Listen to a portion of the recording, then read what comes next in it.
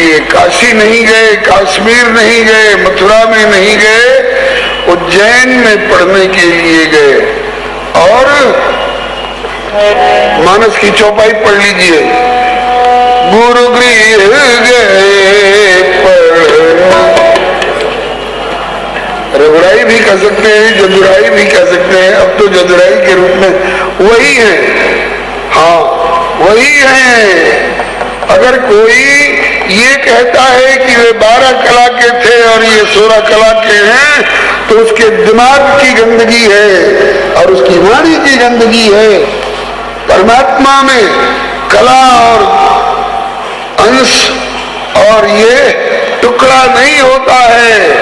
परमात्मा वो तत्व है कि पूर्णस्य पूर्णमादाय तथापि तत्र पूर्णमेवावशिष्यते। और अगर रामावतार में, वामन अवतार में, नृसिंह अवतार में, वराह अवतार में कुछ कमी दिखाई पड़ रही है तो वो अपना इलाज करावे, और नहीं तो जो ये दावा करते हैं कि ये 12 कला के हैं और वे 16 कला के हैं, ग्रंथ लेकर के, किस ग्रंथ में ऐसा लिखा है सामने आकर के फिर बात करें। श्री गुरुदेव भगवान की।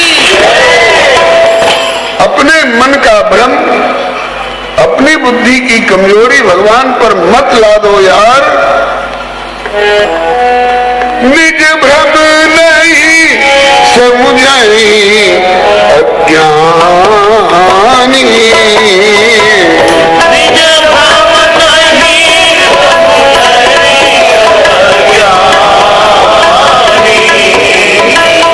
अज्ञानी लोग अपना भ्रम नहीं समझते, उल्टे प्रभु पर मोह। ताली मत बजाइए कोई।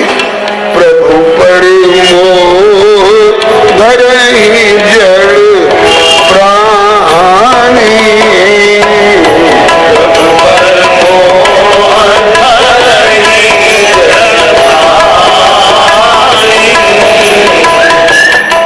राम और हो जाए और कृष्ण और हो जाए तो इन दोनों की प्रजा में और इनमें आपस में हिंदुस्तान पाकिस्तान की तरह बराबर टकराव रहा करेगा। लेकिन ऐसा आज तक कोई टकराव इनमें हुआ नहीं है। किसी भी अवतार में, अवतार अगर है, भगवत अवतार है, आप खोज करिए, इनकी बाई छाती पर भृगु जी का चरण चिन्ह अवश्य मिलेगा। रामावतार हो चाहे कृष्णावतार हो चाहे नारायण स्वरूप हो, इनके दाहिनी छाती पर श्रीवत्स रेखा अवश्य मिलेगी। नहीं तो इसके बिना भगवान साबित हो ही नहीं सकते हैं। आजकल जितने भगवान घूम रहे हैं, ओशो कहला करके और भगवान कहला करके, इनकी छाती खोल करके कहिए कि दिखाओ कहाँ है श्रीवत्स रेखा, कहाँ है भृगु जी का चरण चिन्ह। नहीं तो तुम बनावटी भगवान हो, रंगे सियार हो, तुम बनावटी हंस हो, हंस नहीं हो, बगुले हो।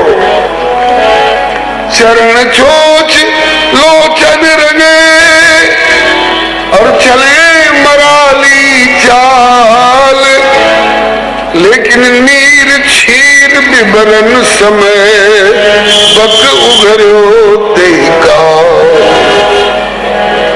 बगुला भी कह सकता है कि मैं हंस हूँ, लेकिन उससे कहा जाए कि हंस ने तो दूध को अलग और पानी को अलग करके दूध को ग्रहण कर लिया, पानी को छोड़ दिया। अरे बनावटी हंस, अरे बगुले, तुम जरा इस दूध को पानी से अलग करके सार सार ग्रहण करके दिखा दे, तब उसकी पोल खुलेगी। समय का प्रभाव है। चाहे जो भी अपने को, आज का धुंधकारी भी अब कहता है कि मैं भी भगवान हूँ, आज का अजामिल भी कहता है कि मैं भी भगवान हूँ, और पहले का रावण और हिरण्यकशिपु ने तो कहा ही था कि मैं भगवान हूँ। तो उनकी परंपरा हो सकता है चल रही हो। भगवान श्री कृष्ण श्री हरे नमः गुरुकुल में रह करके इन्होंने अल्पकाल विद्या सब आई कि पाई, न आई न पाई, आई अथवा पाई का नाटक किया। वास्तव में जाकी सहज श्वास श्रुति चारी,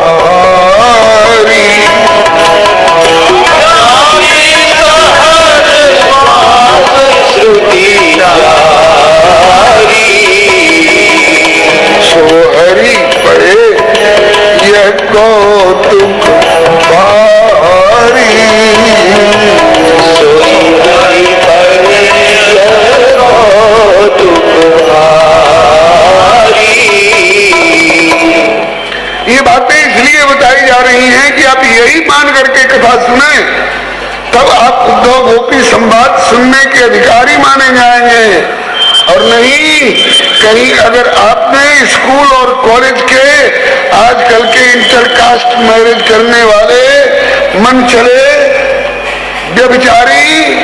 व्यभिचारिणी युवक और युवतियों की तरह अगर तुमने कृष्ण को और गोपियों को समझ लिया, निगाहें चार हुई, तेरा मेरा प्यार हो गया, और उसके बाद किसी बात पर खटपट हुई, फिर तलाक हो गया, अगर ऐसा मान करके सुनोगे तो तुम्हारा सुनना तुमको फायदा करने के बजाय नुकसान करेगा। दूध ताकत देने वाली चीज है, लेकिन डायरिया हो गया हो, कॉलरा हो गया और उस समय आप दूध पिलाते जाइए तो वो दूध प्राण लेने वाला हो जाएगा, पोषक नहीं होगा। तो आपको डायरिया न रह जाए भगवान के बारे में, आपको हैजा और प्लेग न रह जाए, इसके लिए ये सारी बातें उनकी भगवत्ता की जो प्रामाणिक हैं बताई जा रही हैं, यही मान करके सुनिएगा। नहीं तो आप उद्धव गोपी संवाद सुनने के अधिकारी नहीं माने जाएंगे। अधिकारी को रुचेगा भी, पचेगा भी, और अनधिकारी को तो दुनियादारी दिखेगी, छिनरा छिनरी की व्यभिचार कथा दिखाई पड़ेगी इसमें। नहीं, भगवान श्री कृष्ण ने अल्प अवधि में सारी विद्या केवल गुरु जी से सुनना था, ताकि आगे वाले भी गुरु जी के यहाँ जाकर के अपने कर्ण कुंवर को पवित्र करें। इसके लिए और कितने दिन में हो, और आत्रयी चतुष्ठ्या 64 दिनों में, 60 और 4 64 दिनों में सारी विद्याएं गुरुजी ने इनको सुना दी। बस गुरुजी अब आज्ञा हो, गुरुदक्षिणा के रूप में क्या सेवा करें। गुरुजी ने कहा कि लाल जी, आप जैसे शिष्य मिल गए, यम लब्ध्वा चा परम लाभम मन्यते नाधिकम ततः यस्मिन् स्थितो न दुखे न गुरुणा आप विचार लेते, फिर पाना बाकी क्या रहा। जिसको प्राप्त करने के बाद सब कुछ प्राप्त हो जाता है। फिर भी आप कह रहे हो कि कुछ आज्ञा करो गुरुदक्षिणा के रूप में, क्या चुकाऊं? तो आपकी गुरुवानी जी को अफसोस रहता है कि मेरा एक पुत्र समुद्र में डूब करके मर गया था, और तो ऐसा नहीं कर सकते थे, लेकिन आप ईश्वर हो, परमेश्वर हो, समर्थ हो, यदि चाहो तो अपनी गुरुवानी जी के पुत्र को ला करके उन्हें सौंप दो। गई बहोर मने गई हुई को भी वापस दिलाने वाले। गई बहोर गरीब निवाजू,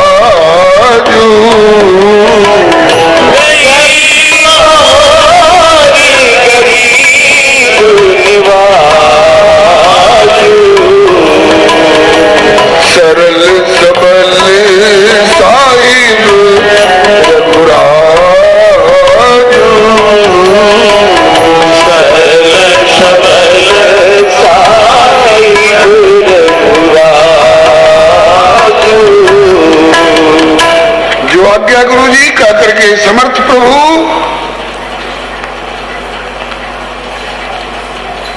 कॉम्पिटिटिव एग्जामिनेशन में compete करके IAS, IPS और PCS और अमुक डिग्री प्राप्त करने वाले लोग ऐसा कर सकते थे क्या? चुनाव में इलेक्शन नहीं, सिलेक्शन नहीं, डकैती के बल पर किसी कुर्सी पर कब्जा करने वाले लोग ऐसा कर सकते थे क्या? नहीं कर सकते थे। जो श्री कृष्ण ने करके गुरु जी के सामने प्रस्तुत किया, पहले तो समुद्र के पास गए, कहा कि सागर आज्ञा प्रभु, मेरे गुरु जी का पुत्र तेरे भीतर डूब गया था, उसे ज्यों का त्यों लाकर हाजिर कर। कहा हुजूर मैंने तो कुछ नहीं किया है उसके प्रति, हाँ मेरे भीतर एक राक्षस रहता है शंख का रूप धर करके, उसका नाम है पंचजन। हो सकता है उसने दबोच लिया हो। ठाकुर ने समुद्र में गोता लगा करके पंचजन को मारा। वहां तो बालक और उसकी आत्मा नहीं मिली, लेकिन पंचजन के शरीर का शंख निकाल लिया और वही शंख पांचजन्य शंख कहलाया। वैसे पांचजन्य शंख इनका शाश्वत आयुध है, वैकुंठ में, साकेत में, गोलोक में बराबर साथ रहता है, लेकिन इस अवतार में इसकी उपलब्धि इस प्रकार से ये मंच लीला में दिखाई गई है। अस्तु। इसके बाद ठाकुर जी वहां से संजमनीपुरी पधारे, यमराज के दरवाजे पर जाकर वही शंख बजाया। दहल गए संजमनीपुरी वाले राजा और प्रजा सब।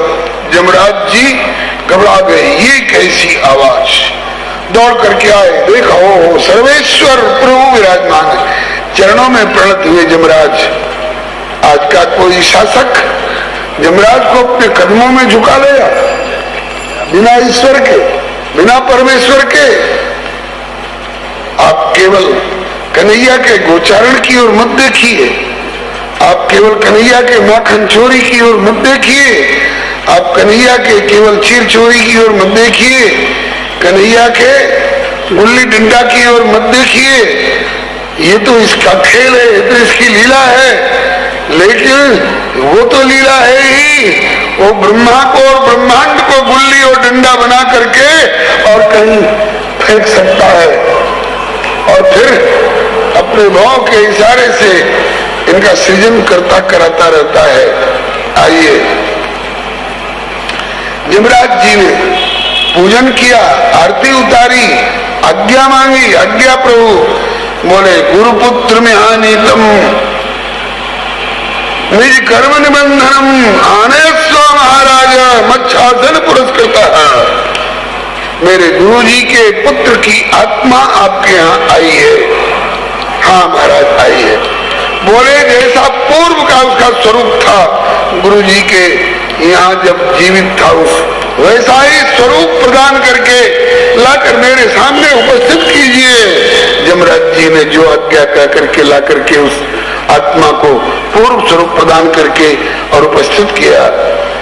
उसके बाद गुरु जी के पास उस आत्मा को पूर्व रूप में, जिस रूप में वो पहले माँ, उस आत्मा को पूर्व रूप में, जिस रूप में वो पहले माँ की गोदी में खेल चुका था, उसी रूप में ला करके गुरु जी के सामने उपस्थित किया। गुरु जी गदगद हो गए। लाल जी सभी ऐसा नहीं कर सकते थे, आपकी गुरुवानी जी का खेत मिट गया। इसके बाद सुदामा भैया से गले गले मिलकर के वही मित्रता हुई थी गुरुकुल में, और कहा कि भैया मैं तेरे प्रति मित्रता निभाऊंगा, वैसे सारे संसार का मित्र हूं। त्वमेव माता च पिता त्वमेव बंधुश्च सखा त्वम एव, तुम ही सखा भी हो। ये मेरे ही प्रति कहा जाता है, और वैसे सभी जीव मेरे सखा हैं। को अस जीव जंतु जग माही जेहि रघुनाथ प्राण प्रिय नाम। राम प्राण प्रिय जीवन जी के,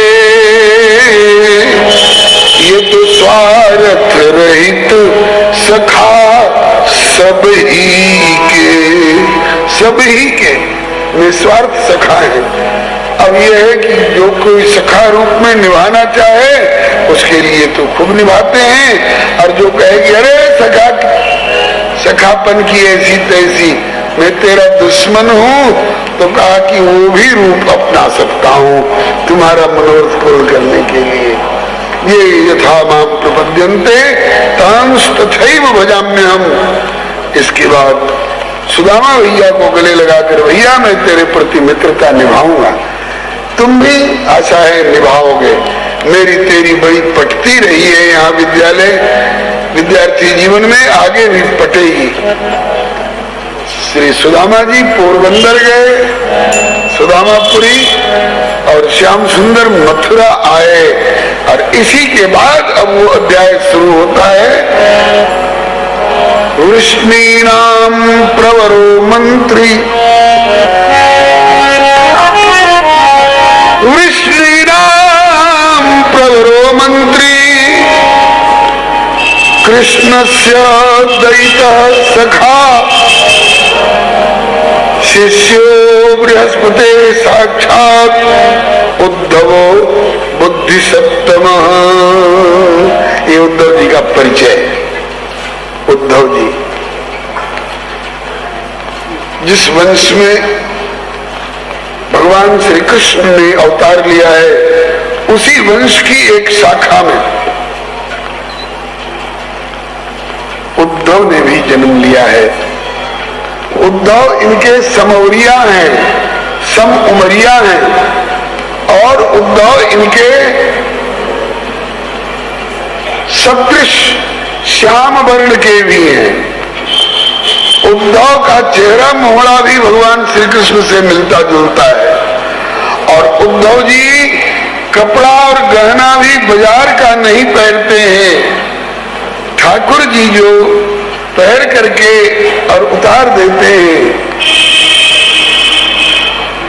अच्छा, उसी को प्रसादी रूप में ग्रहण करते हैं।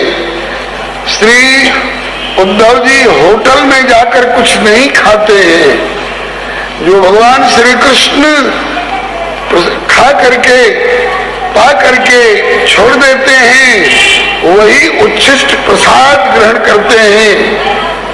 इस बात की चर्चा एकादश स्कंध में करी है। श्री हरे नमः। उच्छिष्ट भोजनो दासास्तव मायाम जयमयी, त्वयोपभुक्त स्रक गंध वासो अलंकार चर्चिता। उच्छिष्ट भोजनो दासास्तव मायाम जयमयी। आपकी माया को जीतने के लिए हमें प्रयास नहीं करना पड़ता, हम माया को जीत चुके हैं, और कुछ कसर भी हो तो आगे भी जीत करके रहेंगे माया को। किस आधार पर? बोलेगी त्वया उपभुक्त स्रक गंध वासो अलंकार चर्चित। आपको चंदन लगाने के बाद जो चंदन बचता है उसको प्रसादी रूप में हम व्यवहार करते हैं। आपकी पहरी हुई माला जब आप उतारते हैं तो उसको हम धारण करते हैं। आपके पहरे हुए वस्त्र जब आप उतार देते हैं तो आप ही का अंगोछा, आप ही का दुपट्टा, आप ही का पीतांबर और आप ही का अंगरखा मैं धारण करता हूँ, और आप ही का छोड़ा हुआ उच्छिष्ट प्रसाद में ग्रहण करता हूँ। तो जो भगवान का प्रसाद ग्रहण करता है, वस्त्र आभूषण अथवा भोजन, उसके ऊपर माया की मजाल नहीं जो कोई दाव लगा दे। अरे बल्कि तेहि बिलो की माया सकुचा आई,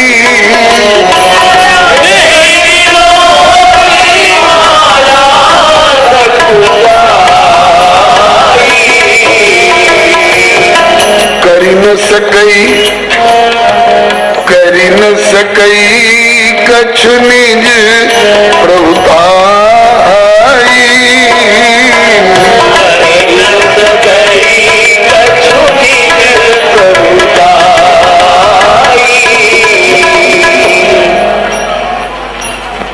हमारे जैसे को देखकर माया सुख चाहती है, नजर बजा के भाग जाती है। क्यों?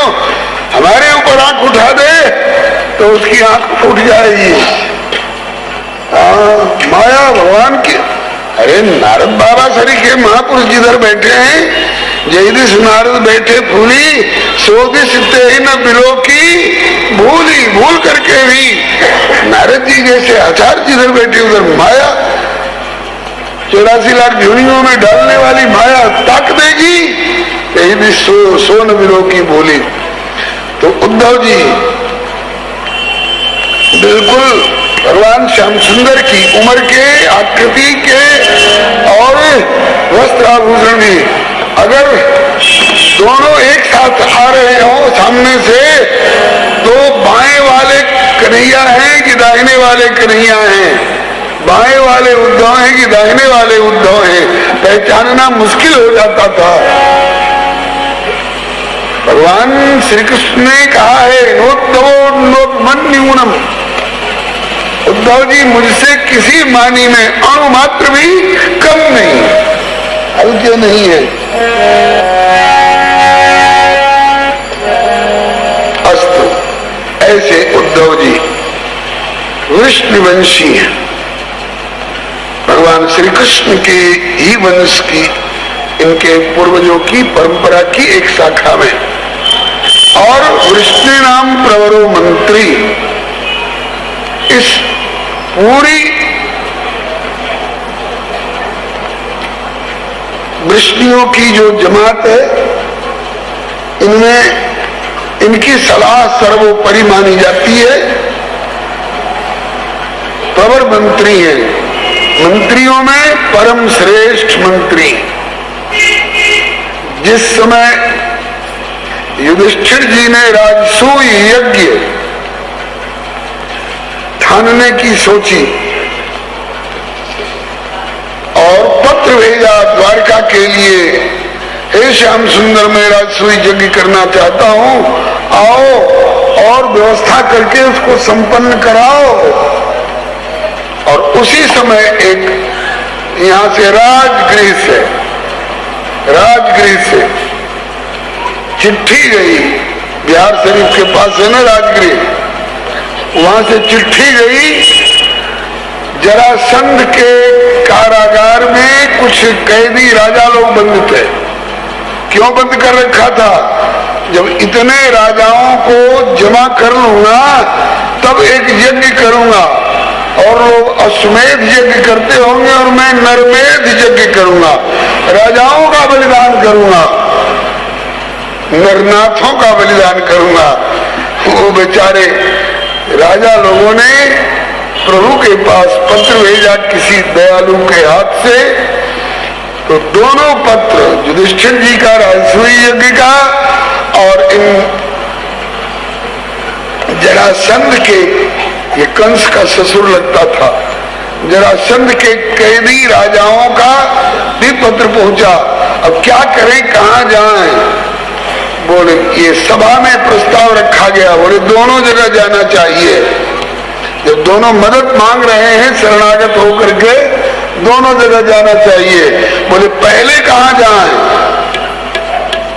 अब इस पर कोई कुछ कहे, कोई कुछ कहे, किसी की बात पसंद नहीं आई। लेकिन वृष्णि नाम प्रवरो मंत्री, इस मंत्री प्रवर उद्धव जी की बात सबको पसंद आई। इन्होंने कहा कि प्रभु जब तक जरासंध जिंदा रहेगा तब तक युधिष्ठिर जी का यज्ञ होने नहीं देगा। ये है दैवी प्रकृति वाले और वो है आसुरी प्रकृति वाला, इसलिए पहले जरासंध का वध जरूरी है। और जब जरासंध का वध नहीं होगा तो कैदी राजा लोगों को त्राण नहीं मिलेगा।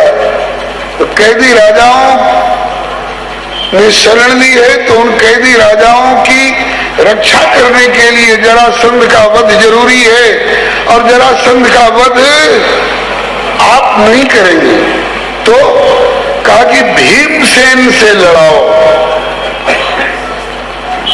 और जरासंध जरा नाम की राक्षसी के द्वारा जोड़ा हुआ है। वो भी पैदा हुआ था तो दो माता से पैदा हुआ था, जैसे बीच में से चीरा हुआ गाजर, ऐसे बीच से चीरा हुआ जैसा पैदा हुआ था। वो भी कथा लगे हाथ कही दे भाई। जरासंध के पिताजी शायद बृहद्रथ नाम था, मेरा ख्याल ऐसा ही है। उसकी दो पत्नियां थीं, जरासंध के पिता बृहद्रथ की दो पत्नियां थीं, और उसको कोई संतान नहीं थी। कोई ऋषि आए, उनका आदर किया, महाराज कोई संतान मिले तो एक फल दे दिया ऋषि ने, अपनी पत्नी को खिला देना, इसके प्रभाव से पुत्र होगा।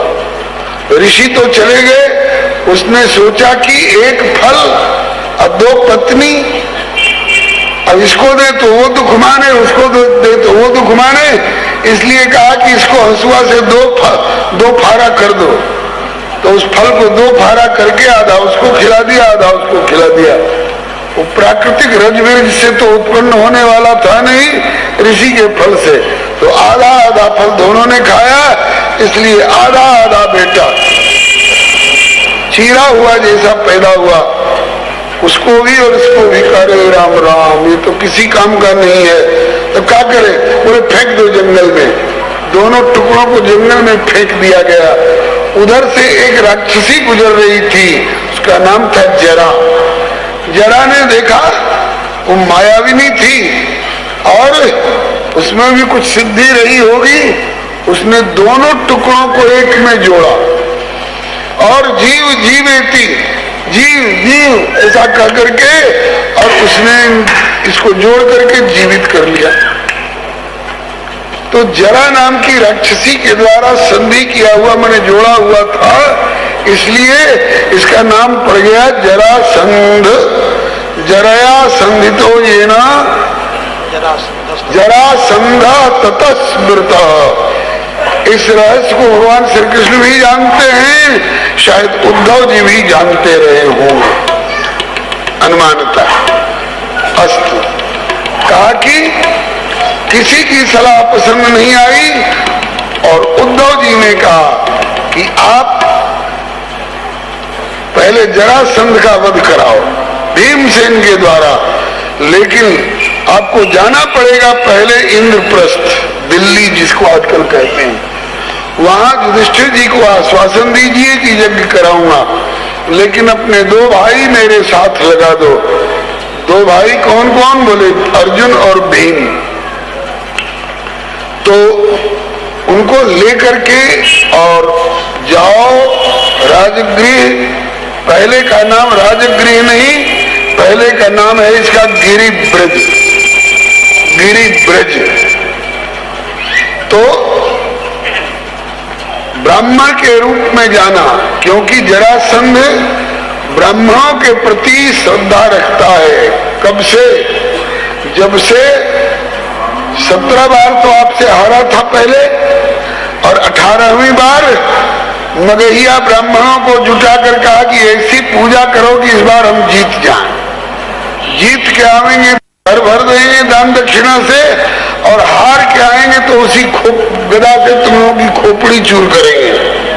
अब उन दिनों के बगहिया ब्राह्मण और जप करने लग गए, और कुछ नहीं है, हे प्रभु आपको हराने वाला तो कोई है नहीं, राहु केतु का जप करके क्या करेंगे, इसलिए हम आपकी शरण लेते हैं। हे प्रभु इस बार कृपा करके हार जाओ, हे प्रभु इस बार कृपा करके हार जाओ।